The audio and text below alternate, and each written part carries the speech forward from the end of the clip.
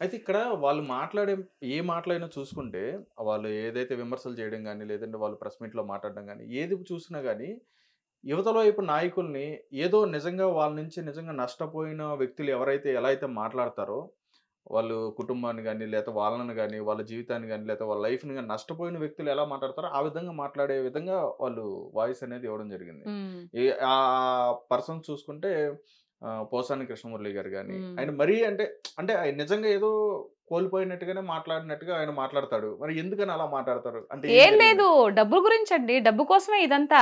ఆ! ఇదిగో నేను ఈ విధంగా పెద్ద దుమ్ము ఎదవ మొన్న చూసానండి నేను. హ్మ్. "ఒరేయ్! పవన్ కళ్యాణ్ నువ్వు ఒక వెధవవి, నువ్వు ఒక సన్నాసివి. అవసరమా ఇప్పుడు పవన్ కళ్యాణ్ గారు ఏం చేశారు అంటే పోస్ తల్లిని గూడా తీసుకొచ్చి అందులో తిట్టాల్సిన పోలసాని గారికి ఏం హ్మ్. చేశారు పవన్ కళ్యాణ్ గారు? ఒక హీరోగా ఉంటేనే కదా నువ్వు చాలా మూవీస్ చేసావు. ఎవరైనా కూడా హీరోలు ఉంటేనే కదా కింద సపోర్టింగ్ అవును. ఆర్టిస్ట్ వస్తారు మాబోటి వాళ్ళు. హ్మ్. మరి ఎందుకు అంత దుర్భాష ఆడడం అవసరం ఏముంది? అంటే వాళ్ళు ఇచ్చే నోట్ల కోసం ఇష్టం వచ్చినట్టు మాట్లాడేస్తావా? హ్మ్. ఎన్నేళ్ళు మహా అయితే ఎన్నేళ్ళు ఉంటారండి భూమి మీద? ఎవరైనా శిలేసుకొని ఇక్కడే ఉంటారా? హ్మ్. ఎవరో ఒకరు పోవాల్సిందే కదా! ఏం చేసుకుంటారు? ఇప్పుడు మీకు ఎవరైతే ఉన్నారో పోసాని గారు ఆయన తినడానికైతే ఇప్పుడు ఈ కడుపు కోసమే కదా కోటి విద్యలు కూటి కొరకే అని అవును. కడుపు కోసమే కదా అవును. ఎన్ని వేషాలు వేసినా కూడా దానికి మరి ఇంత దిగజారిపోయి ఇంత ఇది ఒకరిని తిడితే వచ్చే డబ్బు ఎందుకండి హ్మ్.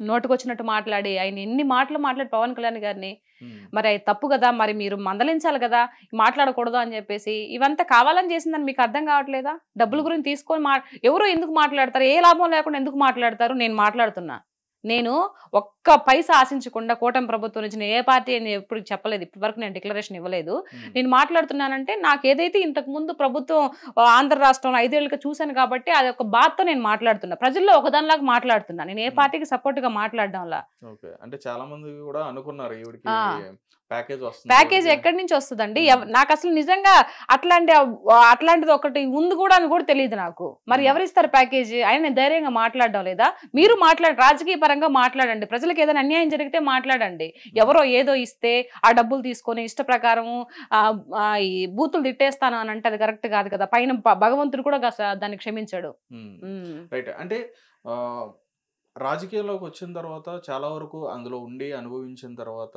రాజకీయం అంటే అసలక్కడ ఏం జరుగుతుంది? ఏంటి? నిజంగాన మన ప్రభుత్వం చేస్తుందా? చేయట్లా? అంటే ఏ ప్రభుత్వం అయినా సరే, మన హ్మ్. ప్రభుత్వం మంచి చేస్తుందా? లేదా అని చెప్పని ఇదన్నీ కూడా హ్మ్. ఆలోచించుకొని చాలా మంది కూడా ముందుకొచ్చి మాట్లాడడం జరుగుతాయి. హ్మ్. అయితే రీసెంట్ డేస్‌లో ఏంటంటే అంటే ఎలక్షన్స్ ముందు హ్మ్. రావడం జరిగింది. శ్యామల గారు గాని, హ్మ్. ఈవిడ రావడం జరిగింది. హ్మ్. ఆవిడ ధోరణి అయితే మాత్రం ఏ విధంగా ఉందో అందరం కూడా చూసాం. అవును. అంటే అనుభవంతో ఉండి మాట్లాడారని చెప్పని అనుకోవచ్చా? లేకుండా మాట్లాడారని చెప్పని అనుకోవచ్చా? లేదండి. అనుభవం లేదు. హ్మ్. ఆహా! అనుభవం లేదు ఆవిడకి. ఆవిడకేదో పర్సనల్ ఇష్యూస్ ఏదో కొంచెం సేవ్ చేసినారో ఏమో మరి. ఇప్పుడు ఆ రోజు పిట్టకథతో ముందుకొచ్చింది. ఏదో కథ చెప్పి. హ్మ్. ఆ! ఆ కథతో కొంచెం ఇదైపోయింది. ఆ ఇదైన తర్వాత అబ్బా! మా జగన్ నన్ను అనుకో ఉంటాడు. ఈ అమ్మాయి ఇలా ఇంత వైరల్ అయిపోయింది కదా! నా పార్టీకి ఏదన్నా పెట్టుకుంటే రేపు ఏమన్నా యూజ్ అవుతదేమో అని చెప్పేసి ఇప్పుడు అధికార పార్టీ ఏదో ఇచ్చారు కదా! ఆవిడకేదో. అవును. ప్రతినిధి. అవును. ప్రతినిధిగా ఇచ్చారు గదా! హ్మ్. సో, ఇచ్చారు గానీ సేమ్ ఈ దిక్కుమాల సంతంతా ఇంతేనండి. ఎంతసేపటికి స్కిప్పులు చూడడమే. హ్మ్.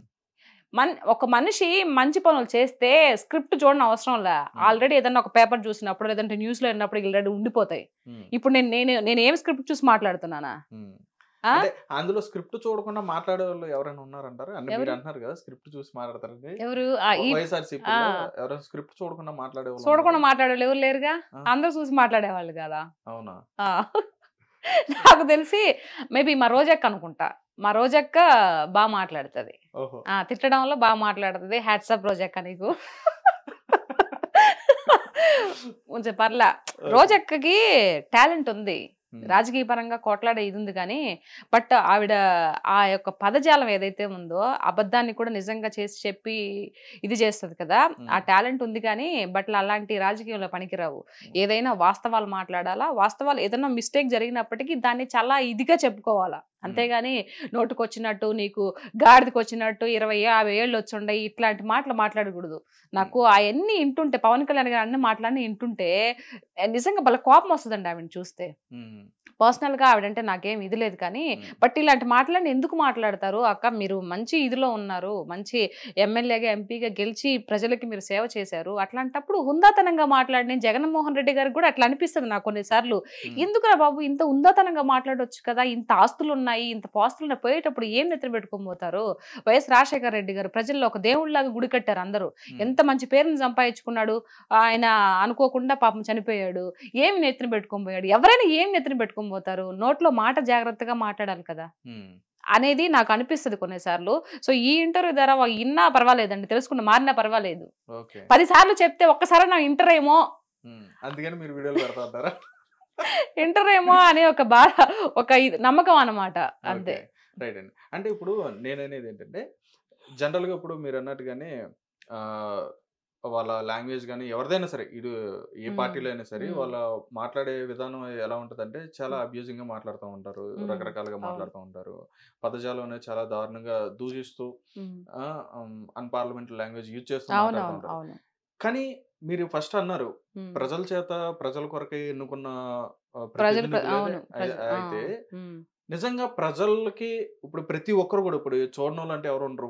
స్మార్ట్ ఫోన్ చేతిలో ఉండదు. ప్రతి ఒక్కరు కూడా వీడియోస్ చూస్తూ ఉంటారు. ఏ ఎమ్మెల్యే ఎలా మాట్లాడు, ఏ ఎంపీ ఎలా మాట్లాడు, ఏ నాయకుడు ఎలా మాట్లాడు, ఏ హీరో ఎలా మాట్లాడు, ప్రతిదీ చూస్తున్నారు. చూస్తున్నప్పుడు ప్రజలు నిజంగా ఇన్ని చూస్తున్నా గానీ వాళ్ళు ఎవరైనా సరే ఎందుకని భయపడకుండా ఇంకా అలాగే మాట్లాడుతున్నారు? వాళ్ళ అంటే మా హక్కులాగా ఫీల్ అవుతున్నారు కదా. నా ఇష్టం నేనేమైనా మాట్లాడతాను.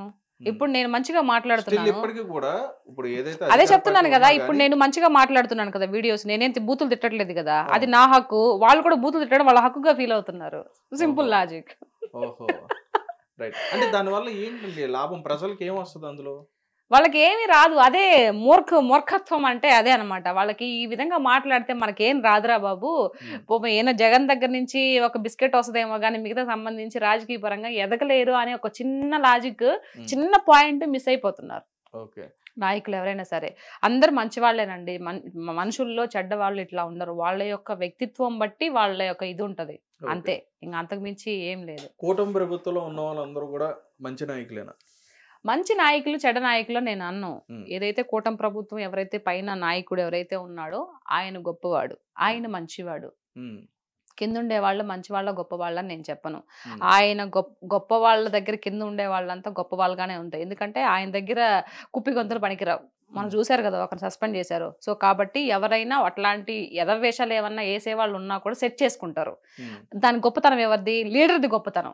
ఎవరైతే లీడర్ గా నడిపిస్తూ ఉన్నారో వాళ్ళు కరెక్ట్ గా ఉంటే కింద వాళ్ళు కూడా కరెక్ట్ గా ఉంటారు అనేది నా ఉద్దేశం. కాబట్టి ఆల్రెడీ నిరూపించుకుంటున్నారు. ఆయన ఇన్నేళ్లుగా సుదీర్ఘంగా ముఖ్యమంత్రిగా చేస్తున్నప్పటికీ వాళ్ళ కింద ఉండే వాళ్ళంతా మంచిగానే ఉన్నారు. మరి 5 ఏళ్ళు మీరు చేసినప్పటికీ ఇప్పుడు ఇంకా బూతులు మాట్లాడుతూ ఉన్నారు. ఎవరిది ఫాల్ట్ అంటారు? నాయకుడిది తప్ప. మీరు ఆ విధంగా మీరు వాళ్ళకి అవకాశం ఇచ్చినందుకు వీళ్ళు తప్ప. ఎవరిని తప్పనాలి? నాయకుడు బాగుందంటే కింద ఉండే వాళ్ళు కూడా మంచిగా పద్ధతిగానే ఉంటారు. ఓకే.